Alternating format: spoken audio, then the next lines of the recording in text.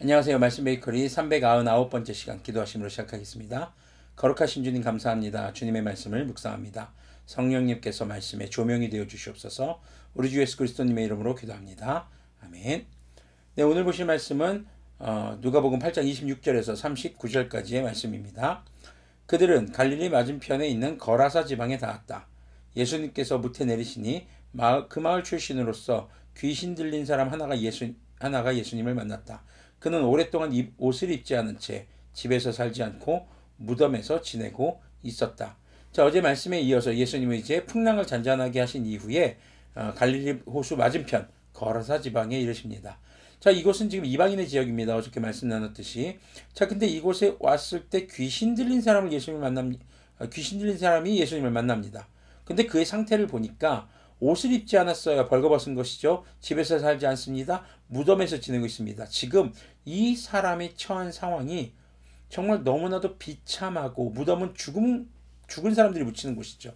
그 사람이 죽음 직전에, 죽음까지 직면해 있는 그런 굉장히 비참하고 비인간적이고 굉장히 어려운 상황, 인간이 처할 수 있는 가장 밑바닥의 생활을 지금 하고 있는 것을 우리가 볼 수 있습니다.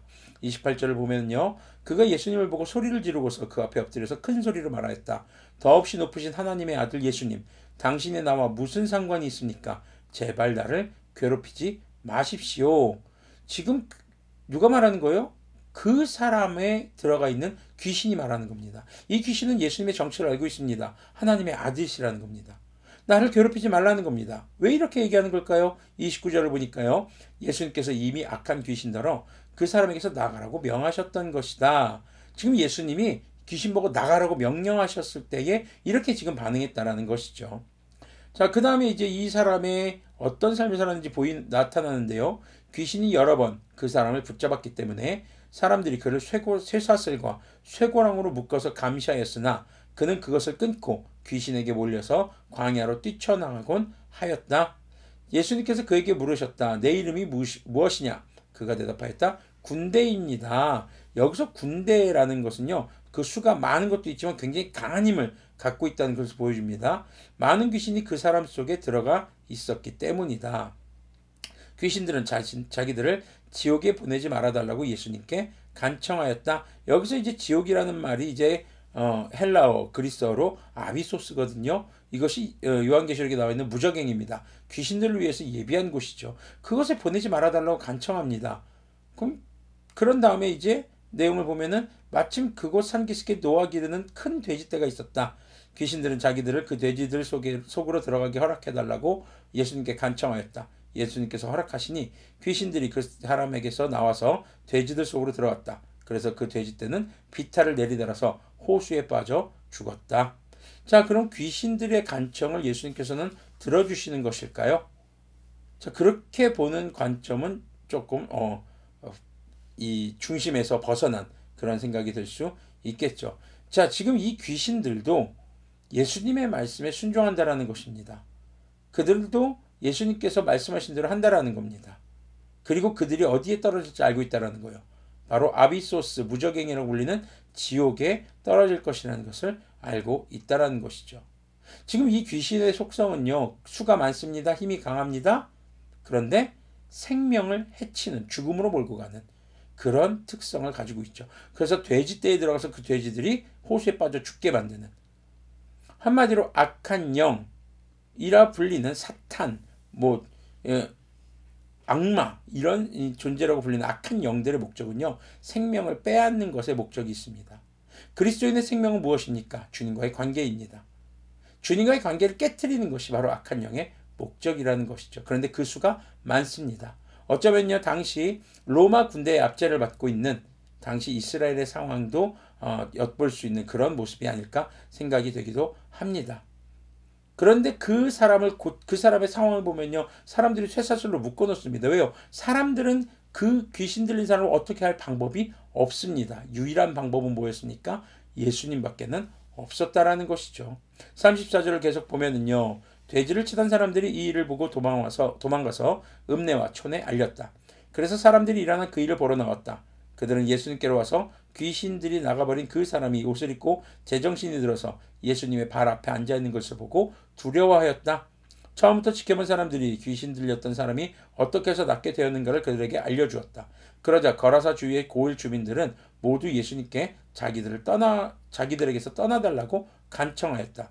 그들이 큰 두려움에 사로잡혔기 때문이다. 그래서 예수님께서는 배에 올라 되돌아가시는데, 자, 사람들의 반응이 어떻습니까? 예수님을 두려워합니다. 왜냐하면 자신들이 하지 못했던 놀라운 일을 하셨는데 지금 그 현장이 뭐예요? 죽음이에요. 자기들이 기르던 돼지떼가 죽었단 말이죠. 그럼 이 죽음을 예수님께서 하신 것입니까? 이 죽음은 악한 영이 한 겁니다. 사람들이 이걸 보고 두려움에 빠진 것이죠. 그럼 예수님 오셨다가 이 귀신 들린 사람 하나 고치고 그럼 다시 돌아가는 거예요. 이방인들에게 복음을 전하러 오셨고 그들에게 예수님이 어떤 분인지를 나타내셨건만 그들은 예수님을 오히려 밀어내는 모습을 보이고 있습니다. 왜 예수님이 이것 때문에 오신 것일까? 사실 이것 때문에 오셨을 수 있습니다. 그 다음 내용을 보면은요.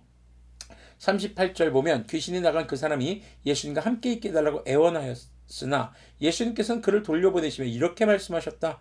내 집으로 돌아가서 하나님께서 내게 하신 일을 다 이야기하여라. 그 사람이 떠나가서 예수님께서 자기에게 하신 일을 낱낱이 온 읍내에 알렸다. 자, 예수님께서 직접 하시는 것이 더 효과적이 아닐까? 근데 사람들은 두려움에 사로잡혀 있잖아요. 그 두려움에 사로잡힌 사람들에게 예수님의 진정한 소식, 복음을 전할 수 있는 사람은 누구였을까요? 바로 그들이 알고 있었던 사람. 그렇게 엉망진창이었고 바닥까지 내려간 사람이었고 그 누구도 어찌할 수 없는 절망 속에 있는 사람이 온전하게 됐어요. 그 사람을 통해서 바로 천국 복음, 예수님의 소식, 하나님이 어떤 분이신지를 증거하게 하셨다라는 것입니다.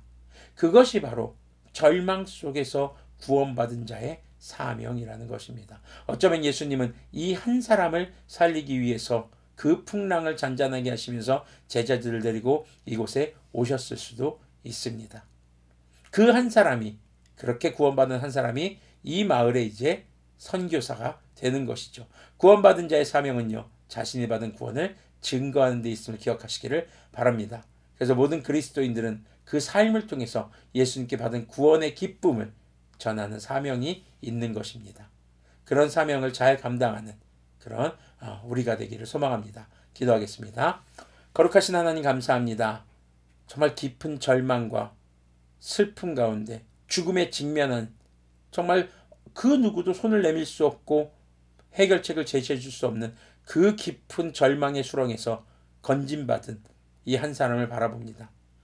예수님께서는 모든 악한 영을 통제하시고 그들을 몰아내시는 분이십니다. 우리의 삶에서 그런 악한 영들을 몰아내시는 그 주님의 능력을 의지하고 구원받은 우리의 삶을 통해 우리 주님을 증거하는 그런 한 사람이 바로 우리가 될 수 있도록 긍휼을 베풀어 주시옵소서. 우리 주 예수 그리스도님의 이름으로 기도합니다. 아멘. 네, 요즘에 현대인들이 많은 문제들 가운데 놓여 있을 수 있습니다. 이건 역시도 악한 영들이 우리의 믿음, 우리의 생명, 바로 그 복음을 빼앗아가기 위한 것입니다.